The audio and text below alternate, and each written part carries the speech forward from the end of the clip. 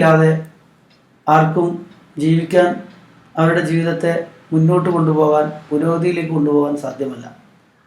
പ്രത്യേകിച്ചും പുറമ്പോക്ക് ഭൂമികളിലും ചേരികളിലും താമസിക്കുന്നവരുടെ കുട്ടികൾ, അവർക്ക് വിദ്യാഭ്യാസം നിഷേധിക്കപ്പെടുന്നു.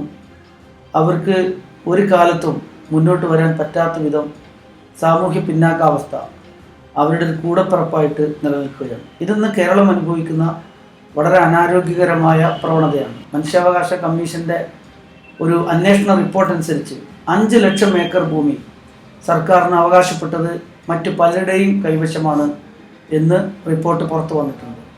സർക്കാർ ഇതൊന്നും പിടിച്ചെടുക്കാൻ തയ്യാറല്ല.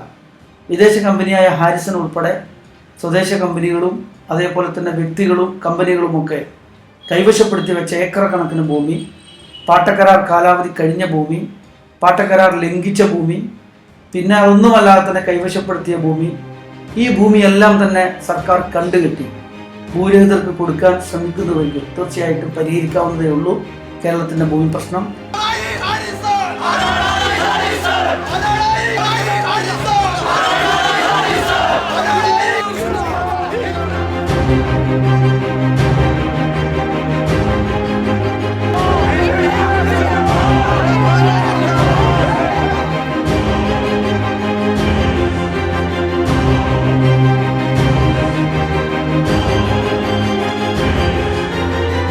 വെൽഫെയർ പാർട്ടി ഇപ്പോൾ നടത്തുന്ന സമരം വളരെ അത്യാവശ്യമായി കേരളത്തിൽ നടക്കേണ്ടുന്ന ഒരു സമരമാണ്.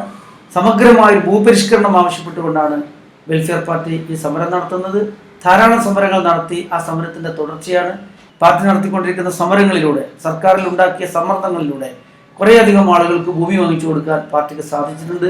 അതുകൊണ്ട് തന്നെ ശക്തമായ ഈ പ്രക്ഷോഭം നാടിനാവശ്യമാണെന്ന് മനസ്സിലാക്കിക്കൊണ്ട് 5 ലക്ഷം ഭൂരഹിതരായ ആളുകളുടെ കണ്ണീരും കഷ്ടപ്പാടും ഉൾക്കൊണ്ടുകൊണ്ട് നമ്മുടെ നാടിൻ്റെ യഥാർത്ഥ വികസനവും പുരോഗതിയും ലക്ഷ്യം വെച്ചുകൊണ്ട് വെൽഫെയർ പാർട്ടി നടത്തുന്ന ഈ ഉപരോധത്തിൽ നിങ്ങളെല്ലാവരും 17-ാം തീയതി വന്ന് പങ്കുചേരണം. വളരെ ആവേശത്തോടു കൂടി ഈ സമരത്തെ ഏറ്റെടുക്കണം.